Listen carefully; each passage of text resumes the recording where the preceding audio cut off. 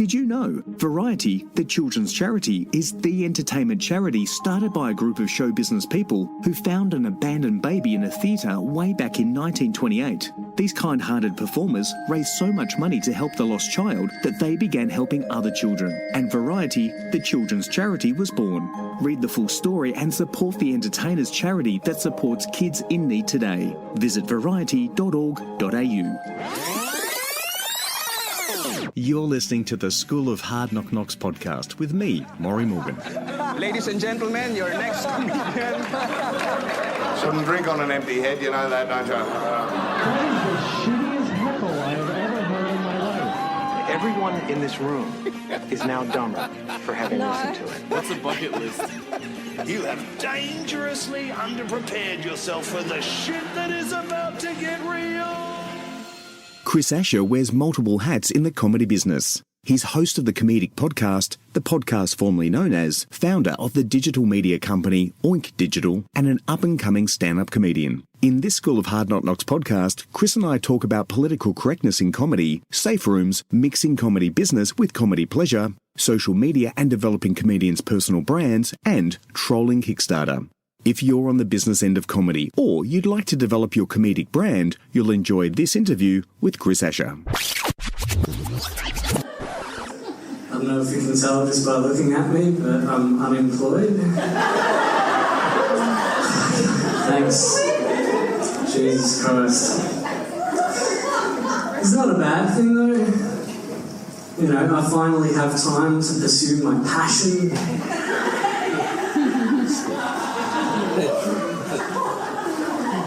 Day drinking.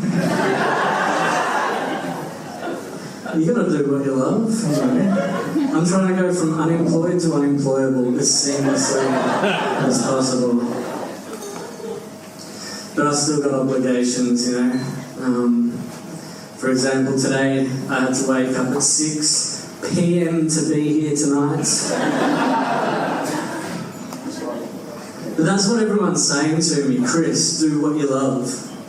Don't worry about the money. If you do what you love, the money will come. I'm still trying to figure out how to get paid for sitting on the couch eating the good biscuits, watching YouTube videos about goats screaming like people. Probably thought there was going to be a wanking reference there.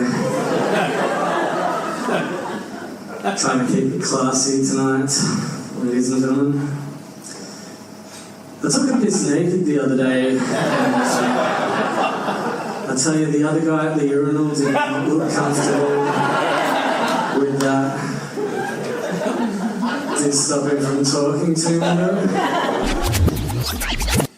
Good afternoon, Chris. How are you, mate? Yeah, good. How are you, Maury? I'm very good. It's a Tuesday in Melbourne. You're in Melbourne too, aren't you? You're in Brunswick. The studio's in Brunswick. I'm at my place in Greensborough. Oh, very good. Well, we're going to talk about your studio because, Chris Asher, you are, well, you're three things in one. You're a comedian, you are a digital marketer, and you are a podcast host. Yeah. I think that's correct. Yep. Do a bit of everything, I think. Well, this podcast is interesting because those people that listen to this podcast may not know Chris Asher. You're not headlining, or you don't. Let's say you're not doing the gala at the Melbourne International Comedy Festival this year. I'm not headlining. No, you're not headlining. Not headlining. But you are a comedian. 2.5 years, is that right? Yeah. Yeah, 2.5 years. And so the reason I invited you to be interviewed, apart from you being a very super nice guy, is that I wanted to talk to you today about comedy, but also the business of comedy, the show business, so to speak. Yeah, that's what it is, for sure. Yeah, and you do crossover. You cross over those two worlds. The comedy, I've seen you on stage at the Comics Lounge in North Melbourne. Yeah. Yeah, and you're a very funny guy. And then, of course, you talk about comedy from an audience member's perspective, because you do the interviews. And then you also produce a lot of content and for companies out there with your digital marketing role. So anyway, let's get stuck into the digital marketing space, and it's called, humorously called Oink Digital. You do three things. Yeah. Podcast. Yeah. Video. Yeah. And websites, right? Website, web design. That's sort of where my background came from, web design and development. So great. How long have you been doing that? I think I did my first website in 2005, I think. And just sort of taught myself everything and worked at an agency for about 7 years and worked my way up through there and decided I need to be doing my own thing. So Yeah, great. And you've combined the website with the video, and you have your own YouTube channel as well, where you give advice in terms of marketing, digital marketing, I should add, and also a whole section on creating podcasts, which seems to almost like a new business model, or it's a spin-off from the digital marketing. It's kind of weird. Like, I've had a podcast for longer than I've been doing comedy. And, we've had a few breaks and stuff with that.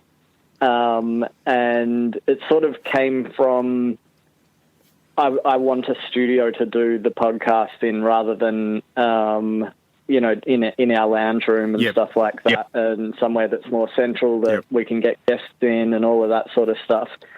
And then just through word of mouth and stuff and talking to other comedians and stuff, started booking it out and helping them do podcasts and all of that sort of thing. So that's where the podcast element of the business came in. And I was sort of like, well, this is a lot more fun than sitting down writing code, Yep.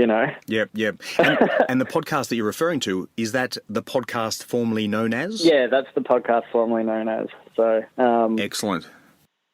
Yeah, we've been doing that for a while. I believe the last episode I listened to was episode 70, and you interviewed Steve Hughes, the very famous comedian Steve Hughes. Yeah, that was fun. It's a very interesting one. That came from, we're probably going to get to that in this conversation, that came out of a few other events that happened a bit before that. Well, we'll talk about that. I have spoken in length with Steve, and Steve was actually one of our guest comedians at the School of Hard Knock Knocks stand-up comedy school. So he got up there and taught the students a little bit of his perspective of comedy, and in particular being offended, as we will talk about in a moment about that. So the podcast formerly known as is one that you are not only a producer of, you're also a host with Dean Hobson. Yep. And you also produce a number of other shows. Now, do you produce the Nelson Twins and Evan Hocking's show as well? I was doing their one when they were doing it. And I don't think they're doing it now because it was just a bit hard for them to get all three of them in the same room at the same time regularly enough. Yeah, right. But yeah, did their podcast at my studio, and also did a couple of live podcasts during the festival a couple of years ago. Excellent. And at the end of this interview, we'll talk about how, if anyone's listening to this and they want to start their own podcast, how they can get in contact with you to do so. But we'll get onto that a little bit later. All right, so let's go back to Steve Hughes. He's an interesting character. Some people, look, I think he's one of the most underrated Australian comedians, and that's partly because he spent the last 20 years or so in the UK and has built a huge following across Europe and the United Kingdom. And then he's living back in Australia, formerly from Sydney, now lives in Melbourne. Yeah. Now, safe rooms. Now, he's a man who laughs at those that get offended. Yeah. He definitely Tell does. us about the interview. Okay, so basically it came from a post that I'd posted on Facebook about safe rooms, like you mentioned. And sort of my question was that I've been hearing the term safe room thrown about a bit. And it seems to be referring to PC culture rather than what I would consider a safe room being somewhere where I could get up an open mic, where I can get up, try some new material that might be a bit dark, might be a bit risky. I don't have anything specific in mind, but, sure.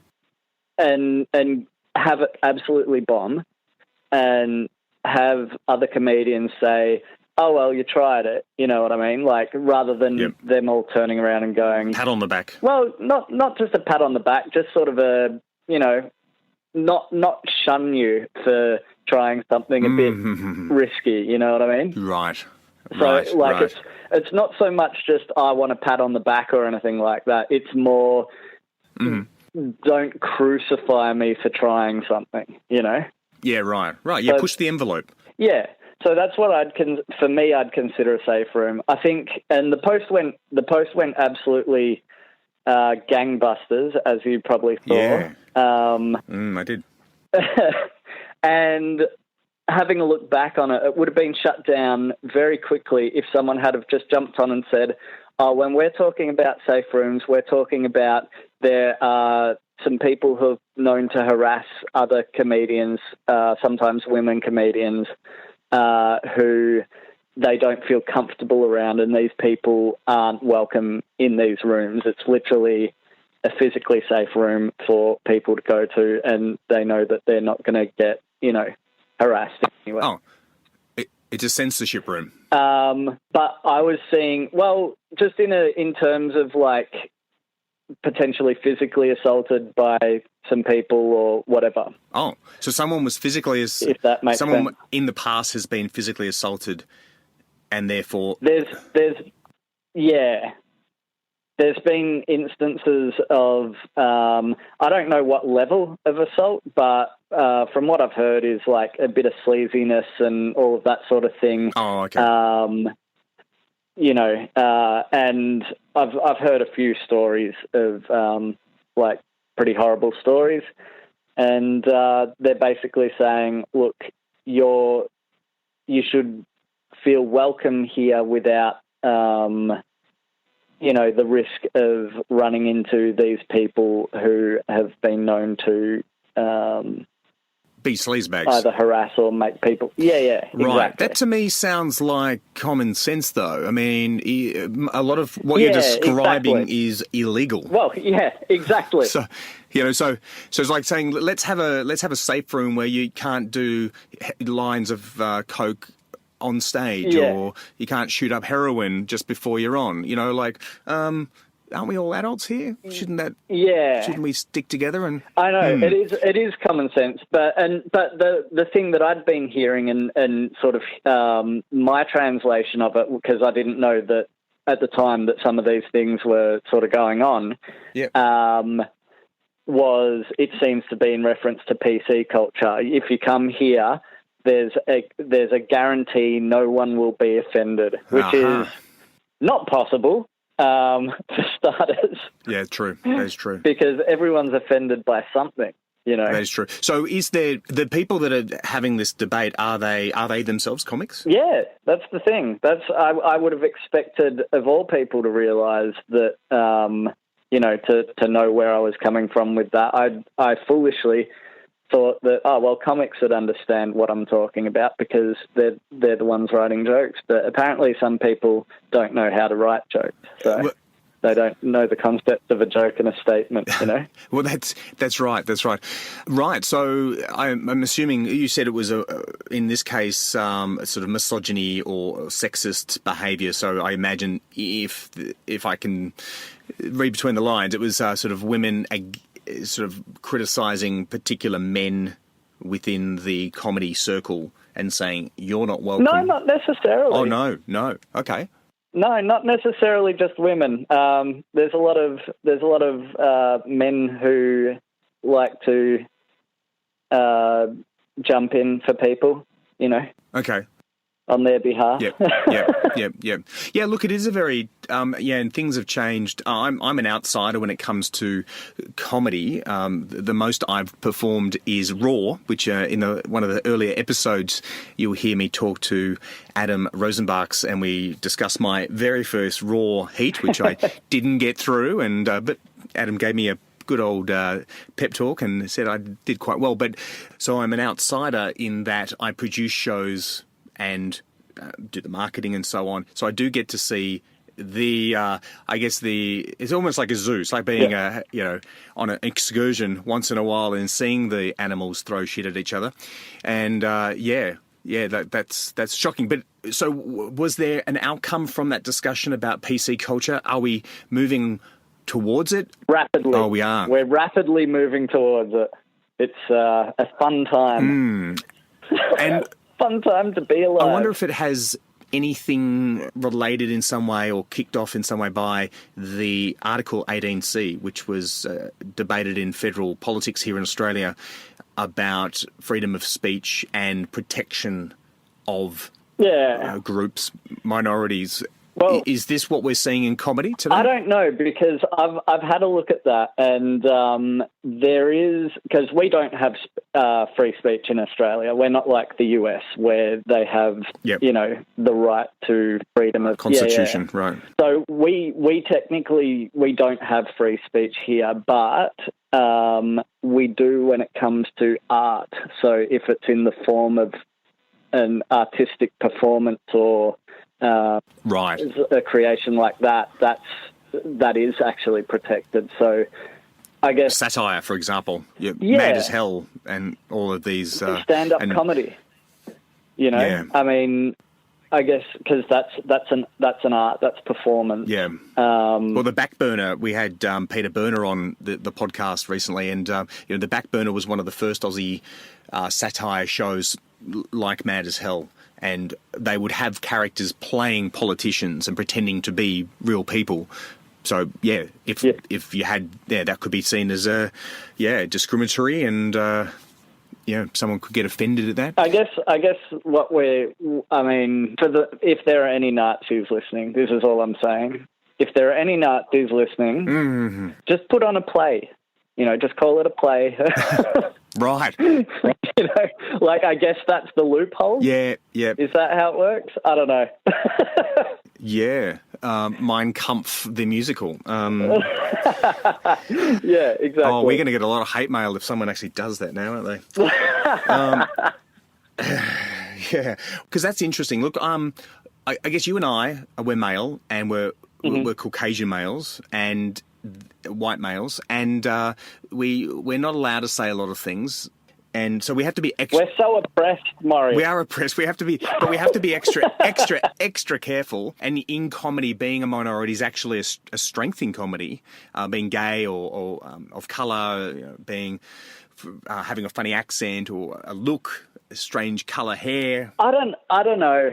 I think it really, for me, it just comes down to being funny. I mean, you can put all the gimmicks you want, but then you get someone like Steve Hughes in the room, who a straight white male Australian, and he's proof that it just comes down to just how funny are you? Yeah, true. That's true.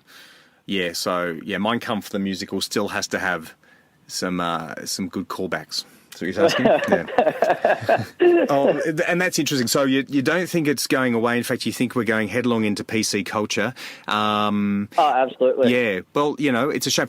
Interestingly, in the School of Hard Knocks, the school that we run, we have such a diverse group of people. And just the class that's running this coming week, we've got Indian, Chinese, we've got African, a young girl who's from New Zealand, an Irish girl as well. The resident teacher is Ben Horowitz. Horowitz, of course, being a Jewish background name, and Jack Levi, also known as, of course, Elliot Goblet, is our guest comedian, and he has a Jewish background as well. So very, very varied group of people, and they give it to each other. They've only known each other for 3 days, but they are talking about race, religion, gender very openly within this closed group, and they love each other. And the age groups vary between probably late 40s to 18.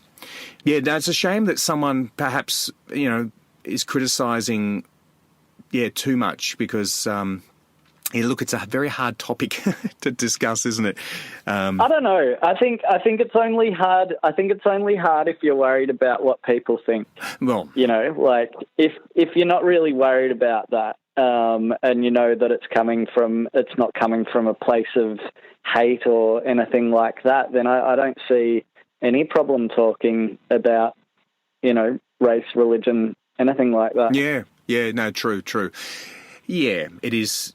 It is meant to be a laugh, and but at the same time, comedy can be the most truthful of all mediums, often more so than the news itself. So, we do discuss things that are not are a little bit delicate. For example, we talk about pedophilia in comedy, whereas in the media they avoided it for many, many years. Yeah. Decades, and yet go to a comedy show and it comes out quite openly. So there you go. Well, deep, Chris. We are going deep. We're going too deep. Yeah. Just wait till you come on my podcast. You're coming on my podcast very shortly, next week. I will. At the time of recording this. Yeah. Look, and you go deep and you get crass as well, which I'm going to have to practice my swearing. Oh, don't you worry. We'll help you. It's we do long form and it gets deep and don't worry about it. well, Chris, that's a great segue because my next question is: you've done 70 podcasts to date, and I know you've got one coming out. It's in the can already, and you're about to release it, I think, tomorrow. Of the 70 that we know about, that I know about, who's been some of the highlights within the interviewees that you've had? Okay, so we've had a few. I was thinking about all of the guests that we've had. I've really enjoyed having every single person on because everyone's different. They've come from a different place, and I like to get to know them. And it's sort of a good opportunity to talk to people that usually, especially with other comics and stuff, you just sort of like at gigs and like, hey, how you going? You talk for a little bit, but you don't really get to sit down and have an hour or so one-on-one chat. And, most of the people, very like-minded. But we've also had different non-comedians on. We've had a psychologist come in and assess us. We've had a couple that we haven't been able to publish. Oh, you were talking. Yeah, you were talking about how our podcast's a little, I don't know what, crass, risky. Yeah. I don't know. Some of the things that we talk about get a bit wild. We had a. How can I say this? We've had one walkout. Oh. Why, you said something inappropriate or cutting? I didn't say anything inappropriate. I'm not taking responsibility for that. But someone said something inappropriate, and they went, "Yeah, okay, I'm done." Yeah. Wow. But you're gonna but the person who walked out was. She's a friend of mine, and we're still friends, and we work together and all of that sort of stuff. So it's fine, and I knew where she was coming from, and I was like, "Oh, that's not going to go down well" when the person said it. So we couldn't publish that episode. Right. And another one, which was a really good episode. But it was with a journalist who works for a newspaper. I'm not going to say which one. Yep. But they did the whole episode, and we do go deep. Yep. And he told us the story of when he was like 12 or something, his first wank, and the window washer went by. And then after the episode is like, you know what, in hindsight, I don't want any of this being published. I shouldn't really even be doing a podcast with you guys because if other journalists get on, they're going to throw me under the bus. I work for a family newspaper. I can't publish this. That's... So respectfully, we didn't. Yeah, I mean, you had every right to publish if you wanted to. I mean, I'm sure whatever, if he was particularly writing I mean, nothing was signed. I mean, we don't send out a release. We just do it on good faith. And if he asks us not to do it, then on good faith, we won't do it. True. We're not like that. Well, you certainly don't want to be responsible for damaging someone's career, and that becomes potentially slander. Although it sounds like he slandered himself in that case. But yeah. Look, keep it on file just so when you do need a nice, write-up about any of the businesses that you need, it doesn't need to get leaked. Idea. That's a great idea. For those listening, that is me joking, by the way. That is, I'm not suggesting any form of blackmail. I disagree. For those listening, I wasn't joking. That was a statement. All right, there you go.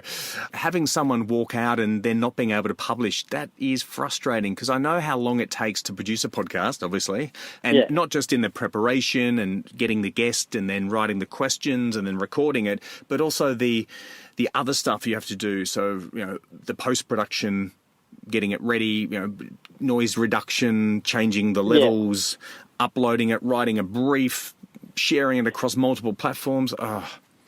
I'm not too bothered now. I've come, and you'll find this out, but it's put a couple of processes in place for me. You learn from the past and all of that sort of stuff. So I always tell my guests, look, because I like a really long form raw style. So I say to the guests,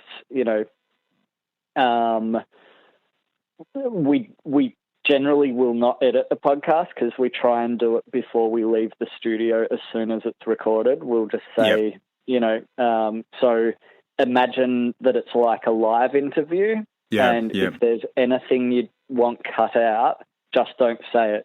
Just try and keep that in the front of your mind. Because it can be very easy to forget that you're actually recording, when you do, say, some of our episodes go for an hour and a half, 2 hours. Wow, that's long. And by the end of that, you just get so comfortable. You say stuff that you might not want to be recorded and released and stuff like that. So I like to just, we try and keep it down to an hour, but so often, we all get excited and... And look, and I assume it's not, you're not going out there and accidentally being a racist. It's that you're saying something quite personal, like having a wank when a window wiper goes past. Yeah. Oh, there's so much material on that. Did he have to wipe on the inside as well? I don't know. So much material. Well, the good segue now, you laughed to that terrible joke, and let's talk about comedy. So 2.5 years ago, you thought, I'm going to try comedy because just in case this web development thing doesn't take off, the internet isn't what it's meant to be. Where were you when you started? How did you get into comedy? So comedy is something that I'd wanted to do since I was about 16 or younger, maybe. Yeah. I'm currently 34, so I think I started when I was about 32, maybe still 31. Okay. Basically, I'd been working the agency job that I'd been working at, I was doing ridiculous hours. I had no life, all of that sort of thing. And then I went from that job to a startup briefly for less than 3 months, and that wasn't working out, and they decided to close the doors there. They'd been running for a couple of years, but they were it was kind of the last fight of the ferret sort of thing. And so I got in there, presented all of this stuff, and said, and they just sort of said, yeah, we should have got you here at the start. It's a bit late now.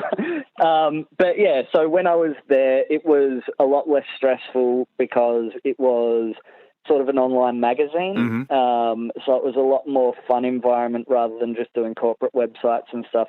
So I found myself having a bit more work-life balance. And so I went down to the Comics Lounge, which at the time had a workshop that was very good. Mondays? Yeah, it was Mondays. And so I started going to the workshop. I'd already started the podcast, and that was, I'd started that, sorry, I'm jumping around a little bit, but I'd started that because I thought, that might be a good way to get the comedy juices flowing, and start, coming up with material maybe, or, but just to get into that headspace. And then I started going to the workshops, was jumping up there, and found out that it wasn't as scary as I thought it would be. And then, so that's sort of sort of how I came into it. Work-life balance sort of started balancing out, and I thought, well, let's go for it. Fantastic. And now you've sort of embedded your whole business into the comedy space, haven't you? I mean, with the podcast, and you're still doing a lot of comedy. Yeah. And are you doing any work for comedians? Are you producing any websites for them? Yeah, I've actually, it's funny you say that. I've just been talking with, do you know Khaled Colorfella? Yes. Yeah. He's a funny guy. I've just been talking to him about his website and social media stuff. So I think we're going, I'm keeping my fingers crossed. Don't want to, count any chickens before they hatch and stuff. But I think we're going to be doing a lot of work together soon. I actually, you might not know this, but I have 3 YouTube channels. Oh, okay. Tell us what they are. Yeah. I've subscribed to 2 of them. So there's one that's Chris Asher. There's one that's Oink Media. What's the third one? Yeah. Rat Shit Industries. Rat Shit or Ratchet as in the tool? It's a mixture. Okay. It's RATSCHITTE. That almost sounds Yiddish. So what we do is that's actually me and my podcast host. We play characters named, which the way we came up with the names was just through sheer silliness. We thought we'll go for a normal name pronounced slightly wrong. Yep. And we went with the Thomas the Tank Engine theme. Yeah, right. My name's Thomas, and his name's Gurdon, and we're inventors, and we make Kickstarter projects, and so he builds the product, what's it called? Prototype, yeah. Yeah, and then we film like a pitch video for Kickstarter. And did you create a T-shirt recently for Safe Rooms? Yes, I did. So, you've created a real ecosystem where you create a debate. You can then produce, get the comedian to talk about the debate, and then produce merchandise that supports the debate. Yeah. Very smart. Very smart. Yeah. But yeah, with the Ratchet Industries thing, we post the thing to Kickstarter. It has to go through the approval process, and come across as legit. And then we make stupid products like a toilet roll reverser, bath snorkel, fadget spanner, and the knob to handle. So. I did see the fadget spanner. That was you. Yeah. There we go. It's all coming to play now. Yeah. Oh, well, I will definitely put the link in the show notes for this podcast so people can waste their money on other stuff. Although the T-shirt, the I Am a Safe Room comic T-shirt is something I think is a great idea to wear at certain venues where it's just going to be an antagonist to some people. Yeah, exactly. And then on the back, because of that thread, there was a joke that I do about feminism where I end up fisting a cake. And so on the back of the T-shirt, it's got like a cake that's been smashed in. Yep. Yeah. Oh, God. Eventually we will go, not you and I, but eventually I will interview someone about feminism and comedy, but I have to do a lot of pre-work for that one to ensure that I survive that 20-minute interview. Yeah, our podcast with a feminist comedian went for over 2 hours. That's our longest one. There we go. And did she convert you? Are you now vegan? No, not at all. No, not at all.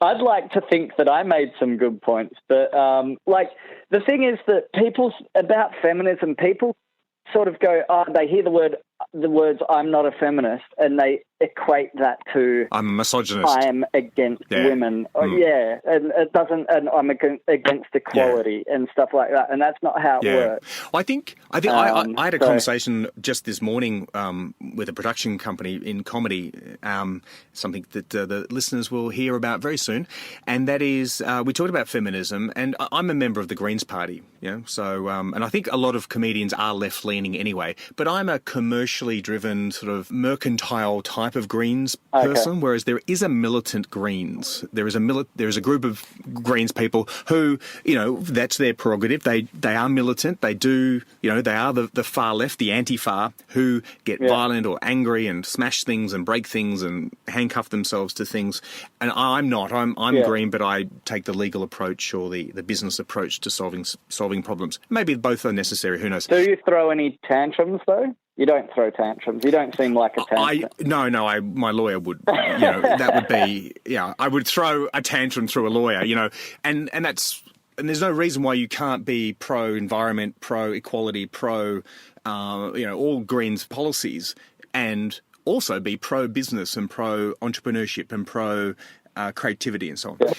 But my point being is the militant side of feminism, I think, has done what the militant side of the Greens and the left has done, which is it does create a bad smell for the rest. And you can't have a civilised debate because it just seems it always flips to militant and it becomes too man-hating. Which in the Greens metaphor that I'm using suddenly becomes anti-business, and I'm like, you can't go anti-business because you can't live on lentils alone. It's funny because it's usually a minority of people, but they're just the loudest, so they end up representing what people's perspectives on these topics correct. are. Absolutely correct. Absolutely correct. So look, it's vital that we listen to people and they have their outlet, because otherwise they do become even more militant. But at the same time, make sure that some of their silliness is shown for what it is. Yeah. Whew, Chris, we are going deep. I did not expect this to go deep. Now, we were talking about your comedy and the 2.5 years and beyond that you're doing. You're producing websites for comedians. You've got one coming up, as you discussed. And, that's a very hot topic as well, because as we come into, and we already are in the comedy festival period in Australia with Perth, Adelaide coming up, Melbourne, of course, in the end of March and April, and then Sydney and beyond. We had Andrew Ford, who runs Social Star, talks about personal branding, and not just for comedians, but for all celebrity type people. And he highlights, you've got to have a website. So if you're a comedian listening to this podcast and you're thinking, well, I've got a Facebook page and people can message me on Twitter. Well, Andrew Ford says that's not enough. If you want to have a personal brand, a strong personal brand, you need a website. And I think you'd probably agree with that. Yeah. Chris, because that's what you do. I think it's funny, like it depends on what sort of level you want to run. And it's not just about having a website. You know about this of all people. Your website needs to have a purpose, and that purpose for a lot of comedians and stuff would be to generate a good mailing list. Yes. And good mailing list, show dates, media packages, all of that sort of stuff. But you would agree, because I received the School of Hard Knocks newsletter. Great. That is probably a huge driver for, you don't just build a website and they come and what's the point of it? And that's one of the hard things to sort of, educate clients on. Yep. Especially in comedy. They go, I need a website so that I can put photos of myself up and it's all about me, when really you got to come down to what's it going to do for you. It's got to do something for you. And with most websites, you've got to have like a number one, what is the purpose, the primary purpose of this website? And then you build everything sort of around that. That's wise. That's wise. And as you said, and you've created that ecosystem where one thing feeds the next thing as well. So it becomes a funnel in the space of marketing jargon. I felt like it's kind of been a bit of a natural progression though as well. Mm-hmm. It's just, I think it comes down to doing what you love and being around the people that you enjoy being around. Yep. So for me, it's just, and it's only recently just started falling together. I actually falling into place. I think you're trying to say, not falling apart. Did I say apart? Well, falling. No, you said falling, but I think I said together. Falling together. But you're combining, coming together, falling. That's Well, we're all falling together in one way or another, aren't we? Technically, I think the Earth is falling away from the Big Bang, isn't it? So it's all coming. It's all coming together. It's all falling into place. Yes. Thank you. And what's next then? So I had a question here about what's next. Have you got any plans? Melbourne International, you're based in Melbourne, so anything with the Melbourne International Comedy Festival coming up? Yes, if anyone's interested, they can come and see my show. That would be amazing. It's pretty long. It's longer than most festival shows. It goes for about 2 hours. It's called Mein Kampf the Musical. You snuck up on me. I did sneak up on you. I was like, you are serious, and no, you're not. Okay. I'm not doing anything this year for the festival. I'm going to be staying the fuck away from Facebook. That's what I'm going to be doing. True. Yeah, wait for the fallout of your safe room T-shirts. Just collect the money and laugh. Oh no! Just the funny thing about Facebook at the time of the festival is all you see is everyone plugging their own shows. And honestly, like, I love everyone. Like, I love all of my friends and stuff. But you get tired of seeing the same posters go up all through Facebook. Like, I want to escape for a bit, and all I'm seeing is advertisements essentially. So I tend to stay off Facebook during the festival. Understood, 100%. Which is a great segue to remind the audience that the School of Hard Knock Knocks is having a Melbourne International Comedy Festival show called The Best Of. I'm not lying. This is not a Mein Kampf callback. We are actually having a best of. So the comedians that graduated from the last 12 months get the best of, get invited back and perform, and they do 10-minute sets, 4 of them, on stage at the Moat, which is underneath the State Library of Victoria. There you go. So thank you for giving me an opportunity for that segue. Yeah. Are you bad taste. Can I ask a question? You might want to cut this out. I don't know. You're going to have Matt O'Neill on? Oh, Matt O'Neill, yes. By any chance? Well, look, Matt, a number of our comedians that have graduated from the course, we invite back because they're fantastic. Matt O'Neill is one example. But I should also add, Matt O'Neill is that fantastic. He's also doing his own show as well. So, is he one of the culprits of why you're getting on Facebook? Is his other show coming up regularly? He's not a serial poster. Well, Matt O'Neill is fantastic. We invite select alumni back to perform as the middle bracket for all of our monthly shows that we have. So for January, we had Stevie Sticks, who graduated from our Geelong course this month. This is February.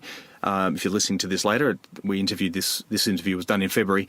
We have Elliot Goblet as the headliner, and the middle bracket is Matt O'Neill. So he'll be performing, on stage with one of the most famous Aussie comedians of all time. Look out, Elliot Goblet. You've got some... He's going to be a tough act to follow. He's pretty good. He does. But, look, I think Elliot Goblet has nailed that market, the melancholy monotone. I don't think anyone can beat. I don't think he really has a problem following anyone. No, not at all. Well, it's good, Chris, to know that you're going to be, having a nice... Are you going to go to any shows in particular? I don't know. I have no idea. It's I see so many of the acts. Yes. All year round. So you go to their show and support them and stuff. And I'll be honest, you go to the shows to support them, you know. Yeah. When you're around it literally all year round, it's just you do what you can. But there's only probably a handful of acts this year that like aren't friends of mine that I will want to go and see. So there's a fair bit going on, and it can be hard to cut through the noise of the festival. True. And you don't want to go to one of your friends' shows and not to another, and then that fallout. It's go to all of them or go to none of them. Good point. Good point. Or go to one of them and don't tell anyone. Exactly. Wear a disguise. Yeah, exactly. Well, so it's. Yeah. Well, Chris, thanks very much for your time today. And if let's do the shout out to those YouTube pages and also to Oink Media. So tell us again if you are on YouTube. So I know them. One's called Oink Digital, and that's where you talk about social media and that's podcasting. That's kind of my business one that I just kind of feel like I have to do. So I like to try and provide content that's actually helpful to people. Yep. Yes. But it's that's sort of like my least posted to one. It's kind of only when I have time. Okay. And then you have Chris Asher itself, which I assume is... Yeah. I saw your stand-up at the Comics Lounge on that channel. Yeah, so that one's... that's sort of my experimental channel as well. It's... where I learnt to make videos. So when I first started that one, I was doing like daily vlog type of videos and just documenting what I'm doing, but also doing some skits and some funny ones and documenting my comedy process of like how a joke goes from an idea when I jump up and try it out on at the workshop, and then how it sort of progresses to doing a spot at the Comics Lounge. So that's across a number of videos. Basically I just jumped right into that one, did about 420 videos in a year and a half. Jesus. On there. My goodness. But that's the best way to learn something. Yeah, good. You know? I imagine at that time you were single. Yeah. Yeah, okay, good. That's physically impossible to do if you've got a partner. And the last one is Ratshit. Ratshit Industries, which is our Kickstarter one. We talked about that. Excellent. So that's cool. Good. And then if someone wants to get a website produced or talk to you about producing podcasts, www. Is that oinkdigital.com? .au, yep. oinkdigital.com.au. Excellent. And I've been to your studio and before, and when I did the interview with the Nelson twins, you were there in the back in the production room. So it's a lovely little spot. Excellent sound quality. So big thumbs up from me. Thank you. If you want to produce your own podcast, go to Chris Asher.